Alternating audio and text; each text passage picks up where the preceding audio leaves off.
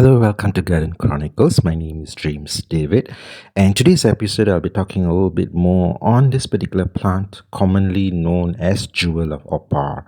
This particular type of plant, basically, what I have actually growing it as an ornamental type in my balcony space. And one of the beautiful things about this is that I love the blooms that actually blooms during the evening time.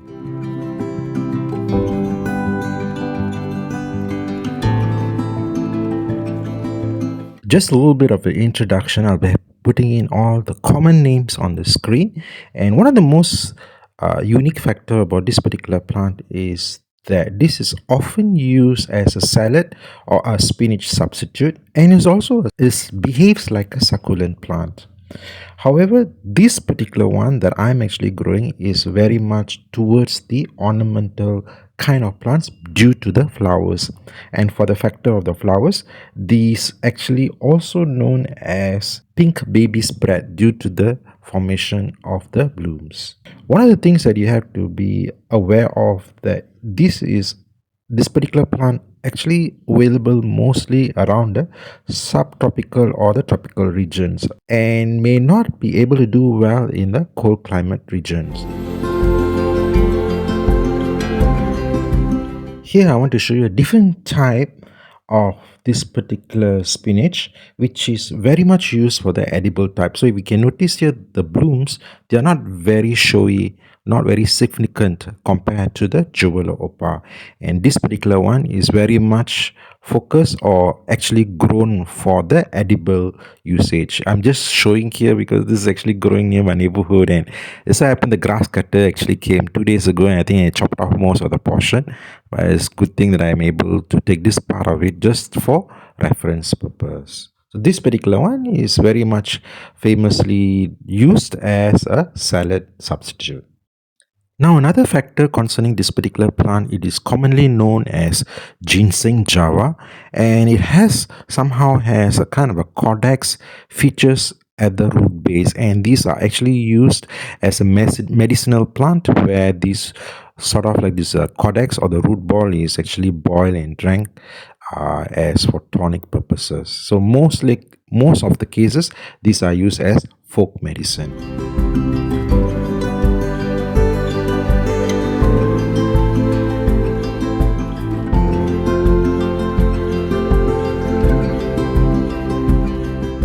Now, continuing on the plant introduction, I noticed that there's another third type which is known as fame flower, and this particular one is actually native around the Northern American region. These are actually identified as drought tolerant plant and also able to handle winter as winter hardy plant.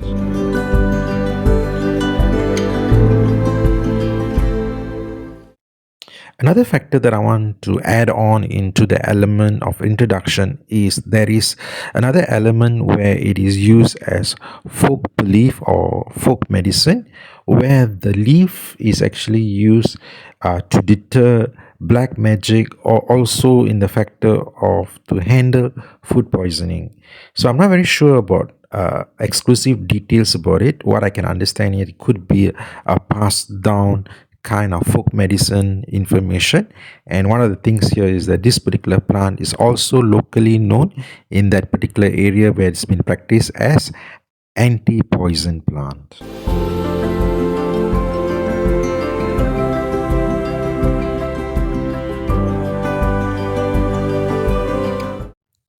Coming to the main feature of this particular plant is actually the flowers or the inflorescence. These are almost close to what you can call as a microscopic flower. So it's quite challenging to actually capture them properly from the camera. And one of the issues here is that the zooming factor, you just have to get it really close at hand. However, if you were to look at it on face value, it is totally something else. I mean, obviously, our eyes will just able to focus by itself naturally and be able to enjoy the beauty of it. Now, one of the most unique factor about this particular plant is you actually do not see the flower bud until the evening time. So let's say if you were to focus and look at it early in the morning, or let's say in the afternoon, you can't even see the buds. The buds actually form close to somewhere around 3 to 4, and it opens up close to the evening time, closer to 5, 6, 7. And then by night, for somehow they close back. And these flowers somehow are self-seeding. So there's another factor here of not to worry so much if you do not have a pollinators for them to form the seed pods.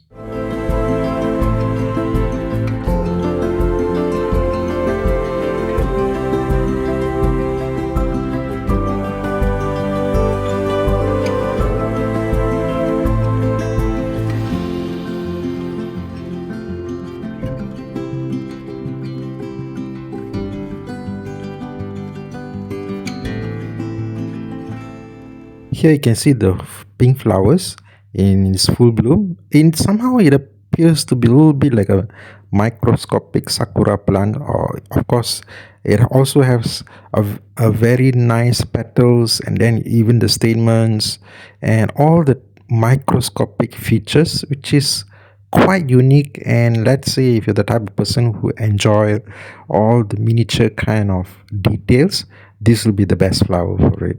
And what I can say here is that it does represent somehow at least almost like a sakura flower. So this is my point of view.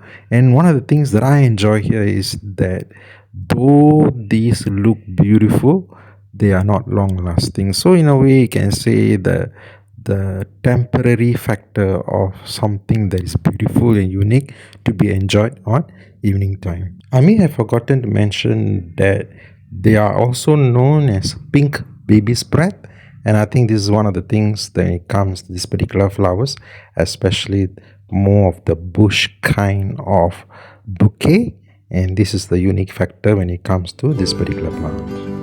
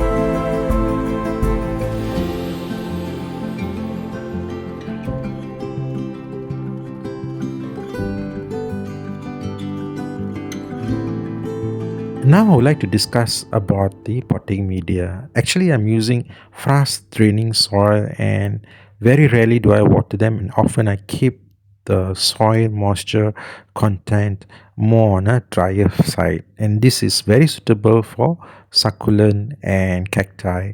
Hence, when it comes to something that is flowering, this really adds something like a flowering feature in this collection. So if you were to think that if you were to have something like succulents and cacti a little bit boring because they rarely bloom, these one are profusely bloom during the evening time, and they are quite heavy duty bloomers.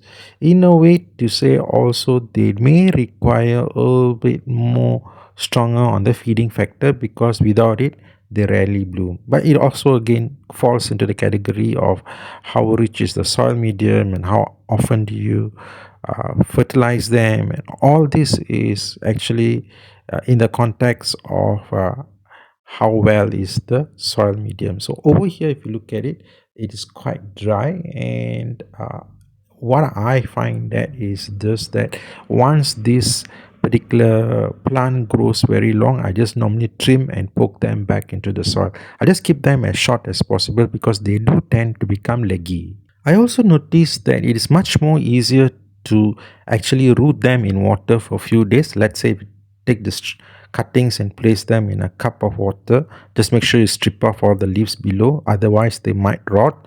And within 2 to 3 days, they will actually sprout out some roots, and the leaves may also appear to be a little bit more sturdy and succulent. And basically, just at a poke into the potting medium, and the plant is good to go to for another cycle of blooming. One of the things that I notice is that particularly this particular plant, they may not live very long if they are not propagated at least about 3 to 6 months once. Somehow they do tend to become matured and lanky and slowly die away. You will see that I've actually, if you look at the soil condition over here, it is quite dry and some of them are dead, and I'm just actually just removing off all the things that is not survived. So this is actually one of those which didn't really make it. So in a way, if you are concerned, if you have very few plants, just put them in water and let them take root. Otherwise, if you are carefree, you just can poke them back into the soil and they will do. Somehow these actually bloom when the plant is actually small, so they don't you don't really have to wait for many months for them to bloom. And this is one of the good things about quick bloomers, and you just want to have some features and colors. This will be the best plant to have. Especially I would consider them as calling them as a filler plants, in a way to say that planting them in nook, crook and corner just to give some add some features. And the roots do not go deep, and they don't behave like a invasive kind of thing where they actually suck and absorb all the soil medium. So these ones are actually very easy and very much behaves exactly like a succulent plant where the roots are quite shallow in that context.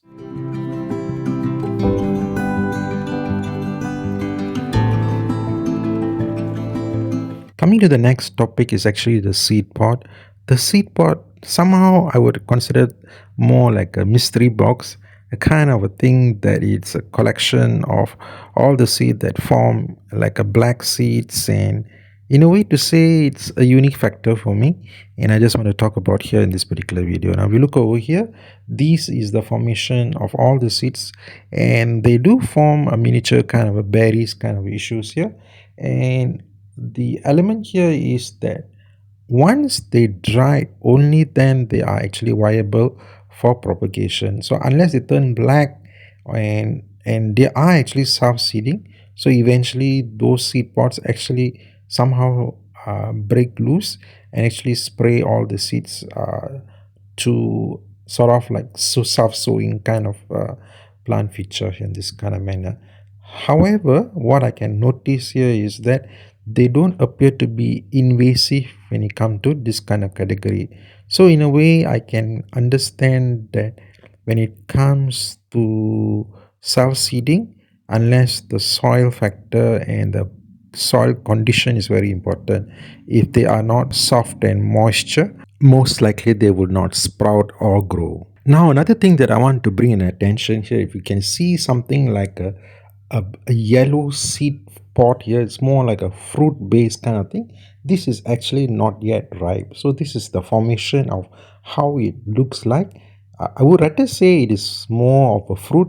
The fruit comprise of just an outer layer of a skin that is in yellow color, and the seeds that is actually turning into a black colorization. So basically it's a ripening process when they are actually inside, and once it is already ripened, you can see they are more on the black color thing. So this is the unique factor when it comes to the seed pod.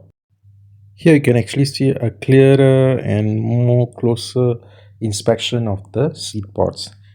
It does appear to be a little bit more like cherry kind of thing, more like a yellow cherry. Now I'm not sure whether you can actually see this or not. There is some kind of a kind of yellowish, creamy kind of colors. Those are actually the seeds. So it does form like a berry kind of thing.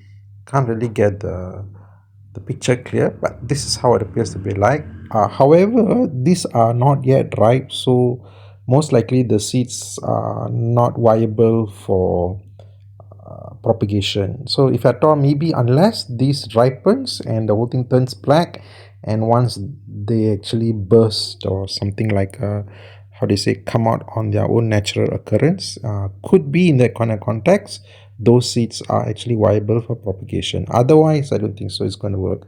Now these are actually ripened seed. I don't know if you can see something, the black kind of a microscopic pebble, you might say. It appears to be more like a coin shape, more on that kind of seeds. So that's the unique factor when it comes to the seeds. They're quite very interesting. Maybe under the microscope, they might look much more beautiful. I must say, they just look like a regular black seeds. Could be something like sesame seed, something like that, but they are not round, they are more oval shaped, and this is how they appear to be like. In a seed pod, I think roughly you can find about 5, 6, 7 pieces of seeds in one seed pod. So it's quite insignificant in that kind of context we really want to look at it. However, these are actually very viable and able to actually propagate easily, self seed by itself, on the right condition. So as I mentioned today, mentioned just now, that if at all the growing potting media is very dry and is less watered, most likely they will not able to sprout.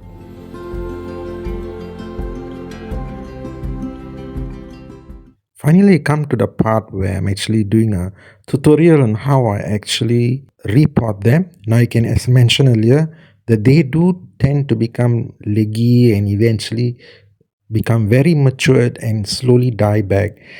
However, one of the other unique factor is, even though they die back, the root ball do have some kind of a codex thing, and what happens is that the next cycle, the new set of plants might grow out of from that, sort of like more on the tuberous kind of thing. Here the tutorial is quite straightforward. Just cut and replant, and also the stem, and they will actually regenerate back within 1 to 2 days time.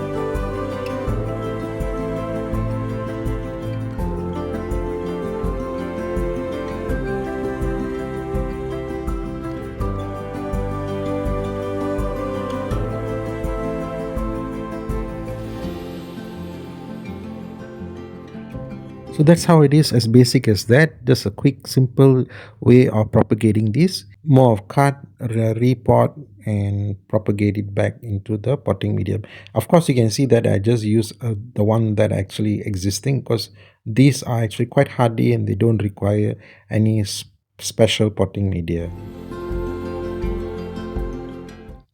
Now, these are actually grown outside the garden, more on the outdoor setting, and these are open to the element of sun and rain. And somehow I find they are much more hardier. If you look at it, the plant growth, they are much more shorter and more stout in comparison to the one that I shown earlier, where when they are grown in the balcony, they appear to be more elongated and more leggy. I think it's due to that element where they don't receive enough sunlight, and so therefore they're actually looking for light. In this context, what I can say here is that they do not do very well as indoor plants. In a way, if at all you intend to grow them indoors, do keep them very close to bright window areas, because somehow they still need bright light. I'm not sure whether they will do well as indoor vertical garden plants. I might try that and see if it's at least receive limited lights, in case they can do well, as the flowers actually bloom in the evening, so they don't really require sunlight for blooming session. Another factor that is worth noting is that this particular plant does grow in around America region, and also used as foraging plants. So what I notice here is, due to the climate zone and a different location, the same plant appears to be a little bit different in the other side of the world. So that is something that is unique to be noticed of. Anyway, I come to the end of the video. If you have any queries, do put them in a comment below, and I try my best to answer them according to my knowledge and experience. I would really like if you can click like and subscribe my channel.